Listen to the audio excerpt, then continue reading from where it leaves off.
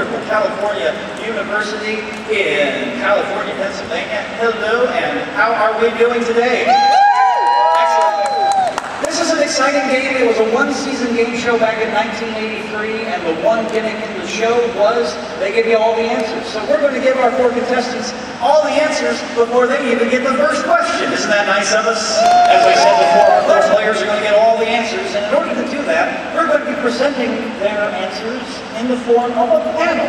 So, ladies and gentlemen, if you would be so kind, please give it up for the all-star panelists from StudyOfAnime.com. Let's welcome Charles Dunbar.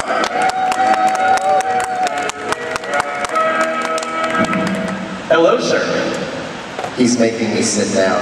It's probably for the best. My legs are killing me. But good afternoon, everybody. I dragged out the Obi for the situation. I figure it fits for today. And I will be presenting information today leading to the kami found in Shinto. Not all of them, there's like a billion of them, but a lot of the kami that are found in Shinto theory. And I'm going to talk about the history of Final Fantasy, focusing on games 1 through 9. 1 through 9. While I am replaying 10 on my Vita right now, I don't have an hour. So 1 through 9, and then we're going to quiz you on it. I recommend that if you can, look at the screen. There'll be information there that I cannot say in my panel. All right, thank you, Charles. And we're going to have the very first panel right after we do a little bit of business with our YouTube audience, so please stay tuned.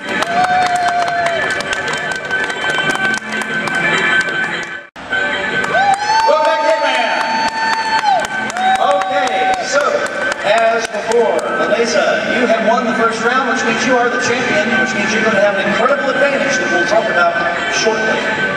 So, Brad and Raptor, you are going to be challenging our champion. But before we do that, let me turn the music off and turn the microphone over to... I was just about to get a photo of this on an actual scoreboard. Yeah, we're going to get a shot of the scoreboard for the Triple Crown. It's going to be pretty cool.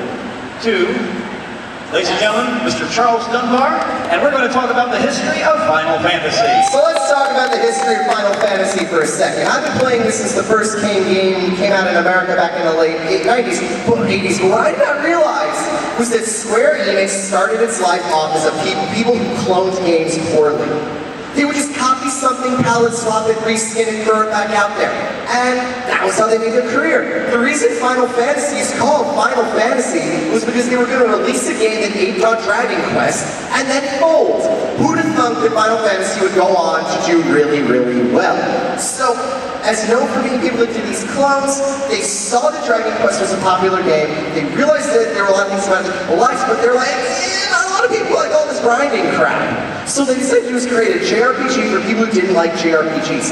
What's important to know about Final Fantasy the First is that unlike Dragon Quest, instead of there being 1 class, there are 12. 6 to start, 6 after the class change. There are 12. It also would go on to sell over 2 million copies, and it's been released on over 7 different platforms. I just figured out this weekend that it was also released for the Android, and I remember this on the WonderSwan. So it has 7 different platform releases. The thing about the first Final Fantasy was it was more, it was bigger, it was better. World exploration, world building, interesting enemies, interesting foes. It wasn't just run around, beat things up, fight boss, run around, beat things up, fight boss. There was a plot going on here. It was good for people that did not particularly appreciate a lot of the things Dragon Quest did with its games. So, of course, they decided to go and sequelize it. In 1988, they released Final Fantasy II, and they brought on a dude named Akitoshi Kawazu. Now, Akitoshi Kawazu could best be described as a guy who doesn't care what he does. He's like the Uwe Boll of video games. So you got this beautiful Yoshitaka Amano art. He worked on, like, Amano did all this beautiful art, and Kawazu goes and screws it up by turning the game into one gigantic wild goose chase. Nearly impossible to play through because of the constant rotating party members and the you have to attack yourself to get HP mechanic. This game was for die-hard fans and die-hard fans alone. But it still worked, because people liked it, people played it. Well, Sakaguchi decided to give a bunch of money to Kawazu and told him to go make the Saga series. And then he came back to redo Final Fantasy III, which was building upon what he did in Final Fantasy I. A much more robust game. It featured new levels, new job classes, 3 different worlds to explore. You start out in one world, you go to the ground world, you go to the spirit world, there's all these different worlds to explore and all these different things you can do in it. It also is the first game that Chocobos appeared in. These iconic characters were not present in Final Fantasy II, but here you had a whole forest of them. And it started this entire trip down memory lane. Well, Final Fantasy III did incredibly well, despite being a rehashing of the first game, so they decided to see if this story thing works, and they did Final Fantasy IV. You start the game as the Dark Knight Cecil, and watching this, he tries to uncover his past, uncover truth to himself, save the world, face off against this monster, go take a whale flying around on the moon, and then come back down to Earth to save the day. Final Fantasy IV was a lot of people's first indication of what the series is capable of, and it was released in this country as Final Fantasy II in the early 90s. Now, Sakaguchi would go into one more game in the 90s working for the Final Fantasy, and he would go into Final Fantasy V, which is just Final Fantasy III Part 2. Same general villain, same general world building, same general character designs. Amano is still doing magnificent art. The thing is, this is how I explain it, it doesn't take itself seriously. Why? The main character's name is Butts. Butts. Now later it would be changed to Bartz, among other things, but if you played those original translations of this game, his name was Butts. And it built around a lot of the same things he'd been doing. He created his pantheons, his dragon gods, and all this little mystical world of Final Fantasy, and it represented a turning point in what JRPGs could do. Sakaguchi would lead the franchise after Final Fantasy V, and they would welcome a young chap named Tetsuya Nomura into the fold, who would work on many of the next games himself. Now, the first game he worked on was Final Fantasy VI, which is often considered to be the crowning achievement of the series. It is the first game in the series where the final boss wins, and you simply have to pick him up afterwards. Kefka, the dancing mad clown, completely destroys the world, and then it turns into a session of the Avengers coming back and fighting against him. But this thing had a lot of different methods going through it. It had darker imagery, it had flawed characters. From the moment you see Tara Branford for the first time walking across the frozen trails with that mind control crown on, you knew something creepy was about to happen. This was one of the first games to use cutscenes. Actual scenes where what you did not matter. It wasn't like the story scene that you had to trigger. They would just happen, and you were there along for the ride. There was a good amount of interactivity in this story, like with the opera scene. But at the same time, you'd have the ghost train, where no matter what you did, it didn't change what was happening. The story would end, but there were questions that were left for another game. It was a beautiful story and a beautiful way of doing things. Well, with the 32-bit revolution, things jumped over to the PlayStation, and you had Final Fantasy VII, or as I call it, Norse mythology with a Jewish villain. And Final Fantasy VII was deeply mythological. It had beautiful designed character models. They were still using SD for the character models, but in battle you had these beautifully fully rendered characters. You had these beautiful pre-rendered backdrops, amazing music, massive diversion of technology, and all these other things to go into it. But there are a lot of people here who like to talk about how this game is overrated. I do not think this game is overrated. I think the compendium is a little overrated. But let's look at what the compendium has. Well, Paradise isn't actually in the compendium. It was a fighting game that Squaresoft put out in the 90s. And the best way to explain it is Tifa and Yuffie in bikinis running an obstacle course in the game. Yeah. But it was kind of fun. It was FF fan service. Before Crisis, did anyone here even play that? I don't know anyone who has. Crisis Core was Yaoi fan service. Dirge of Cerberus, yes, was Vincent fan service, but Vincent was awesome. Advent Children, we waited how many years for this, and what we got was kind of crappy. I mean, those 4 games collectively were supposed to build upon the world, and yet Final Fantasy IV the after years does it better. Just because I can. Think about it. Think about it.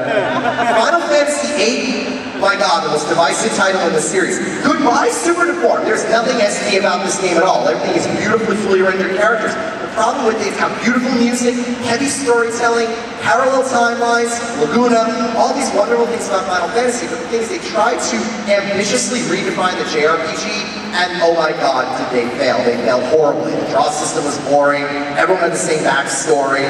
Squall was annoying, Squall was annoying, Squall was annoying. And the fighting system doesn't mean anything because you get paid. So, and then in scale. This was a good attempt to do something completely different and to completely change things. Unfortunately, it didn't work all that well for the hardcore fans. Everyone else seemed to enjoy it. Which brings us to Final Fantasy IX, which is my favorite game in the series, because not only for the first time is the main character a thief, but it's funny again. He's grabbing the princess's butt, doing all sorts of crazy stuff in there. This was a game that was going back to Final Fantasy I and finally recreating the version that Sakaguchi always wanted for the PlayStation with cute little characters, cute little worlds, great music, great storytelling. Highly recommend giving this one a playthrough if you haven't, because it is incredibly fun. It is also existentialism, the game. So if you're unaware of existentialist thought, play Final Fantasy IX and you can do it.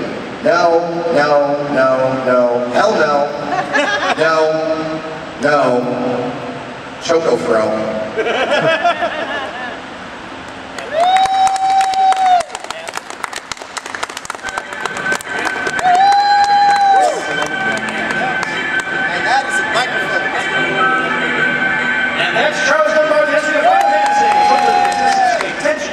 That they know a bunch of this stuff already, because now we're going to go into the game portions. You guys ready for this? Alright, so here's how we play this. We play it very differently from round one.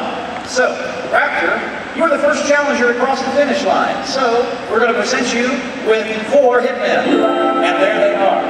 Now, Brad, you're the second challenger across the finish line. So we're going to present you with 3 hitmen. And there they are. And they say you are the champion, so since they have 7 hitmen, you have 7 hitmen. And that's how it works. So,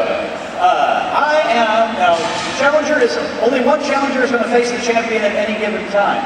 Raptor, you were the first to cross the finish line, which means you have a choice. You can either face him first, or Brad can face him first. It's your choice. Alright, Brad's going to go first. So, here's how it works. So, only Brad and Melissa are going to be buzzing in. I'll ask a question based on the story you just saw. If you buzz in and you're correct, your opponent loses a man. If you buzz in and you're incorrect, you lose a man. Alright? And every time, Melissa, every time you knock out one of Brad's men, you then turn around and you face Raptor and you go back and forth. Whoever knocks out the champion's last man, if that happens, becomes the champion. And Melissa, if you knock out both of your opponent's hitmen, you retain the championship. Alright, you get to go on to our end game. Alright, so again, face me so I can see your hands go up for the buzzer. And we are going to get started. Here is the first question, and it's just for Brad and Melissa. In which Final Fantasy game did cutscenes originate? And no, that's not Brad, that's Melissa got it. Final Fantasy VI is right! Good job! So Brad gets it, lose the win. There it goes. Alright, so control goes over to Raptor now. So now Raptor and Lamesa. And here is the question. Final Fantasy III has how many game worlds? And that's Raptor. 3 is right! So the champion said lose the man. Alright, so I didn't turn the buzzers on that time. We'll get through this somehow. Alright, so still with Raptor. Here is the next question. How many titles were present in what Charles referred to as the compendium to Final Fantasy VII? The number of titles included Advent Children and all that. How many different titles? Yes, Raptor? 4 is right! The champion said lose the man. Alright, sticking with Raptor for the next question. How many platforms has Final Fantasy I been released for? No, that's Lamesa just barely got in. 7 is right! So, Raptors hit loose the man. This is really better when I actually have buzzers. Alright, so, we go back over to Brad since you defended. And now it's you versus Brad. Lamesa, you have 5 hitmen left. Brad has 2 hitmen left. Here is the next question. Who is the final boss of Final Fantasy VI? And that is, no, it's Lamesa. Kefka's right, yes. Brad gets hit loose the man. I really need actual buzzers for those. There we go. All right, back over to Raptor. Here is the next question. The main character of Final Fantasy IX is a what? And that is, excuse me, Lamesa. Thief is right! Yes, Raptor gets hit, lose the man. I need a drink. All right, so back over to Brad. Now, Brad, you're down to your last hitman. So if Mesa gets this question correct, you are out of the game. All right, so let's see if I can actually do this right. Here we go. The main character, Cecil of Final Fantasy IV, begins the game as what class? No, that was Mesa. Dark Knight is right! Yes, Brad is hit and loses an hand. I'm sorry, Brad, but that means you're out of the game. Let's give it up for Brad. All right, so I keep hitting the wrong button for the hand that goes up. Yeah, so we'll have to edit all that in post. It doesn't matter. All right, so here we go. It's like points when it's on it. It's like, it's points. It's like the points don't matter in who's line. All right, hopefully I'll get this right in the end game, else it's going to suck. All right, so Lamesa versus Raptor. Raptor, you have 2 hitmen left. Lamesa, you still have 5. So this could get exciting. Here is the next question. Which video game is Final Fantasy a response to? Same time, God, who's first? Lamesa, you're first. Dragon Warrior will take, yes, that's good. Raptor's hit, lose the man. There we go. All right, so Raptor, down to your last hit man. Best of luck to you. Here it is, the next question. 2 correct answers on this. Which Final Fantasy game had a party of 5 members? And Raptor. 2 is wrong. No, 4 or 5. So you lose your last hit man, and you are out of the game. And that means that Lamesa is the winner of the game. Oh, that was stressful. Reminder: don't leave the buzzers at home next time. All right, so Raptor, thank you so much for playing. Unfortunately, you weren't able to unseat the champion. Let's give it up for him. Incidentally, Brad, Raptor, and Amanda, if we see her again, we have something for each of you. We have a lanyard, courtesy of Funimation. So, lanyard for you, and Brad, lanyard for you, courtesy of Funimation. Thank you guys very much for playing Hitman. All right, so Lamesa, you are our champion, which means in just a moment we're going to be facing our Triple Crown, and we're going to have that Triple Crown, which will hopefully work right after this. Stay tuned.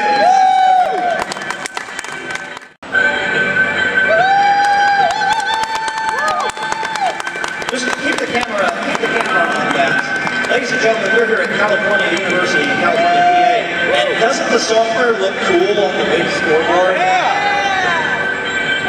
I may have another calling. I may start doing this for the Cavaliers at some point. I don't know. All right. So yeah, I think LeBron would really appreciate it. All right, welcome back to Hitman. So we are now into the bonus game, the Hitman Triple Crown, and I'm here with Lamesa, our champion, who has earned the right to play in the Triple Crown. Right now, you can turn around and take a look at our board, because in a moment you're going to be playing off of this board. So here is how the Triple Crown works. Each of those 8 columns has a certain number of circles.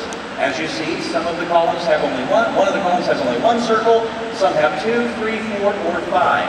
Those circles represent the number of questions you must answer in a row correctly in order to earn that column. So for example, column 2 has 2 circles, 3 circles, I can count.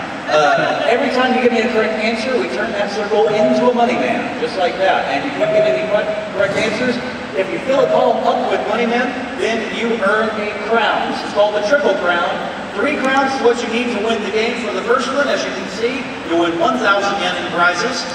2 columns will get you 2,000 yen in prizes. And if you give me 3 columns, you win 10,000 yen in prizes! Now, there is a time limit involved of 60 seconds. And this is going to be what's going to be difficult for me to do.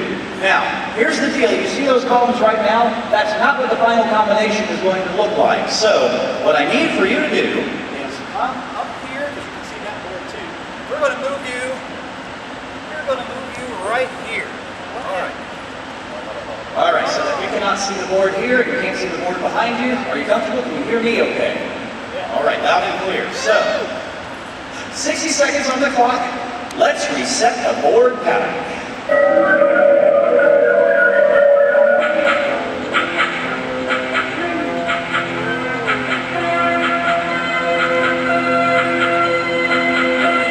All right, so there's the board pattern. Now, if you give me an incorrect answer, you need to call out another column. All right?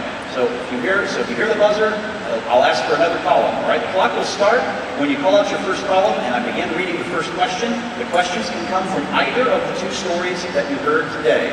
All right. All right. So give him the microphone, please, Charles. Remember, you have 60 seconds. Turn it on and give it talk into it a second there. All right, there you go. All right, so the mic is good. All right, so all I can tell you, Eliza, good luck to you. May your columns have very few circles. All right, 8 columns. Where do you want to start? So column 6. Column 6. Here we go. From where did the kami originate? Nature. Nature, right. Which Final Fantasy protagonist's name was localized to butts? Butts/Barts. Barts is right. How many platforms has Final Fantasy I been released for? 7. 7 is right. Call another column. Another column. 5. 5. All right, column 5. What? The way of the spirit is what means? Shintoism. Shintoism is right. Which kami has a fox fetish? Inari. Inari is right. Which Final Fantasy game was the first to use chocobos? The 3rd one. Yes. Sense of the airship captain is from which game? Pass. Another column. Another column. 4. Column 4. Which 2 kami appear as Oni? Raijin Fujin. Right. Well, who fought the Yamada no Orochi? Susanna. Right. Another column. 8. Time. Oh, time is up. Time is up. Turn around and take a look. You were just 1 correct answer away. If you'd given me that last one in that column, you would have 10,000. But here's what you get at the 2,000 yen level. First and foremost, at the 1,000 yen level, you win the Dragon Ball Z Kai. This is part 5 of Dragon Ball Z Kai, all action, no filler. That is yours, courtesy of Funimation. And courtesy of Funimation and Great Eastern. You also get a Sacred Blacksmith Fabric Wall Scroll poster, courtesy of Funimation. If you picked the 10,000, you also would have picked up the complete first season of Gray Man, and you would have won free admission to Techo. But as it stands right now, for 60 seconds, that is not a bad day's haul. So congratulations to you. Oh, so close. Almost had a win on that. So once again, ladies and gentlemen, I want to thank Mr. Charles Dunbar for putting together a couple of great panels. Hopefully you all learned something. That's what this event is all about, is getting a little bit of education. And the thing that I learned, don't forget the buzzers. So, right after this, I have a little break, and then I'm going to be doing surveys for another game show that I'm going to be doing called Pointless. So if you want to take some fun trivia surveys, definitely come to the workshop room for that. Tomorrow I'll be doing the Pokemon game show in the workshop room.